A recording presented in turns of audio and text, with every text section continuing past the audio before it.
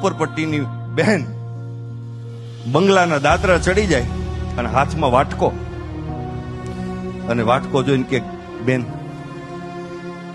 ઘરે ખાંડ નથી, થોડી ખાંડ મળશે? તમે વિચાર કરો, જેના ઘરે ખાંડ ઘટતી હોય એના ઘરે બધું ઘટતું હોય. એટલે તરત જ ઓલી ખાનદાન બાઈ હતી અંદર ગઈ અને ખાંડનો વાટકો ભરીને ગરીબ મહિલાને આપી.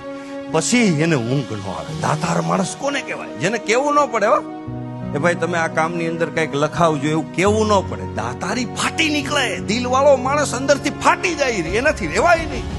એને કઈ રિક્વેસ્ટ ન કરવી પડે, કારણ કે દિલ છે એની પાસે. પછી એનું ઊંઘ ન આવે, કારણ કે જેની ઘરે ખાંડ ઘટે એની ઘરે ઘણું બધું ઘટતું હોય. આ ફીલ કરે, દિલ છે ફીલ કરે. પછી ઊંઘ ન આવે. એને એમ થયું કાલ પાછું કઈક માગવા આવશે, કાલ પાછું કઈક માગવા આવશે, કઈક. પણ પેલી ગરીબ બાઈ માગવાનો હોય. પછી તો સાહેબ રહેવાનું નહીં. મુંબઈની બજારમાં આવી કરોડપતિની મહિલા નીકળી ગરીબ બેનને ગોતવા માટે. ક્યાં ગઈ? ડગલા માંડે છે, ઝુંપડપટ્ટીની અંદર ઘૂસે છે. ગરીબ બેન રાજી થઈ જાય છે, બેન તમે. પણ મહત્વની વસ્તુ, મુદ્દાની વસ્તુ, એ કરોડપતિ બાઈની હાથમાં એક વાટકો હતો. અને વાટકો જઈ અને ગરીબ મહિલા હતી એને એમ કીધું કે બેન તારી ઘરે મીઠું છે? કે આ છે ને. તો એક વાટકો ભરી દે ને, મારા ઘરે નથી. સાહેબ પ્રસંગ જોજો તમે. એ મીઠાનો વાટકો લઈ અને પોતાના બંગલાના દાદરા ચડે છે. હિંડોલા ઉપર એનો ધણી બેઠો છે. એ જોવે છે, હાથમાં વાટકો જઈ ધણી ટકોર કરે છે. એટલે તમારો સ્વભાવ સુધરો નહીં. આપણા ઘરે શું ઘટે છે? તમારા માગવા નીકળાય ત્યારે સાહેબ એ સ્ત્રીએ જવાબ આપ્યો હતો ને, આ યુવાનોને હૃદયની અંદર ગાંઠ મારી લીધા જેવો જવાબ છે. આ ગુણ જો તમારી મારી અંદર હશે ને સાહેબ, આપણે રાજ કરવાના છે.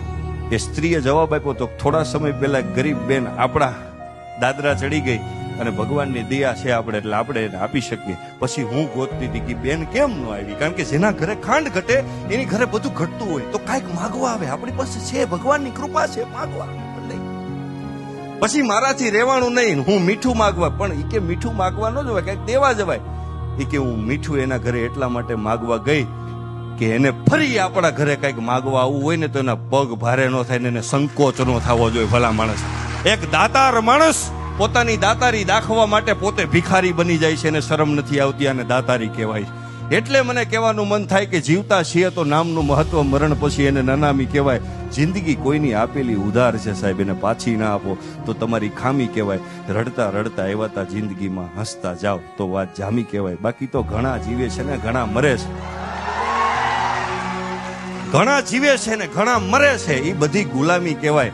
આવા સમાજ માટે ક્યાંક શહીદ થાવ ને એનું નામ સલામી કહેવાય. ભલામણ કોક આવ્યા અને કોક ગયા, અને વચ્ચે કઈક જે કરતા ગયા એને જગત યાદ કરે છે. પણ આ થાતું શું કામ નથી ખબર?